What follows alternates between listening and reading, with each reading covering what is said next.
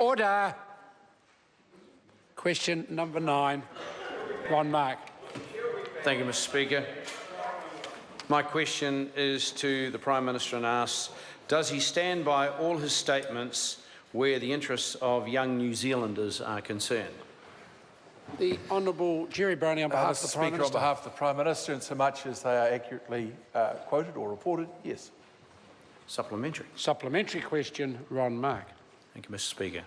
To the Prime Minister, if the Prime Minister in 2009 said, quote, "We simply can't afford to leave our young languishing on a benefit," end of quote, why are there now 37,700 Maori and Pacific Island youth not in jobs, education or training? The Honourable Jerry Brownlee on behalf of the Prime Minister. On behalf of the Prime Minister, we have some of the lowest levels of unemployment for people in that category in New Zealand's history. If the member is serious about supporting young people into work, then he would support the expansion of the economy and immediately sign up for the TPPA. Supplementary, Mr. Speaker. Supplementary question, Ron Mark. To the Prime Minister, how will young New Zealanders access affordable rental homes and ownership when they face competition from a net 65,900 migrants a year into New Zealand? The Honourable Jerry Brownlee on behalf of the Prime Minister. On behalf of the Prime Minister, I'm not at all pessimistic about the future for young New Zealanders in a country that is led by a government that is progressive, that does want the economy to grow and does have an international focus toward the world that those young people will eventually lead. Supplementary, Mr. Speaker. Supplementary question, Ron Mark. To the Prime Minister, reflecting on his answer to Supplementary 1, what on earth is he doing to help young New Zealanders get ahead when our rate of young people not in jobs, education or training is worse than that of Poland and the Czech Republic? The Honourable Jerry Brownlee on behalf of the Prime Minister. Mr. Speaker, on behalf of the Prime Minister, the stat that the member is putting in front of the House is the lowest it's been in New Zealand's history. And the whole program that this government is running is about expanding the size of the New Zealand economy to create the sort of opportunity that those young people will want. But don't be pessimistic about the whole of the young people who fit into that neat group. The vast majority of them are in work or training, making progress in their lives and will make big contributions to New Zealand.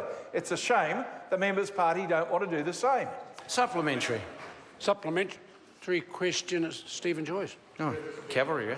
Mr. Speaker, can the Prime Minister confirm that the levels of 15 to 19-year-olds not in employment, education and training are the lowest in New Zealand country since that series has begun? The Honourable Jerry Brownlee on behalf of the Prime Minister. Mr. Speaker, on behalf of the Prime Minister, I can confirm that. That would be the third time today that I've confirmed it. I hope the member who asked the question on the order paper has heard that. Supplementary question, Ron Mark. To the Prime Minister, in waiting, why argue that you have the interests of young New Zealanders at heart when your government, the Prime Minister's government, has issued over 92,000 work visas to foreign students who are doing these young New Zealanders out of the opportunity of working? The Honourable Jerry Brownlee on behalf of the Prime Minister. Mr. Speaker, on behalf of the Prime Minister, we do not see the doors of New Zealand shut and closed to the world as the Member's Party does and as he demonstrates by his lack of commitment to New Zealand's trading opportunities.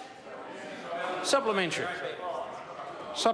question, Ron Mark.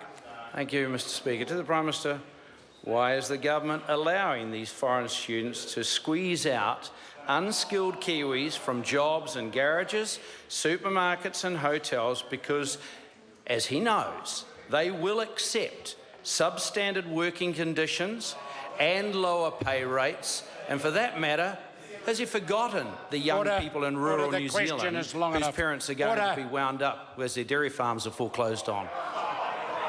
The Honourable Jerry Brownlee on behalf of the Prime Minister. Prime Minister, the international education sector brings in $3 billion plus to the New Zealand economy each year, and the net employment The net employment from that investment by those young people in themselves gives this country an extra 30,000 jobs. The member really should take a look beyond the closed shop of New Zealand First. Question number 10,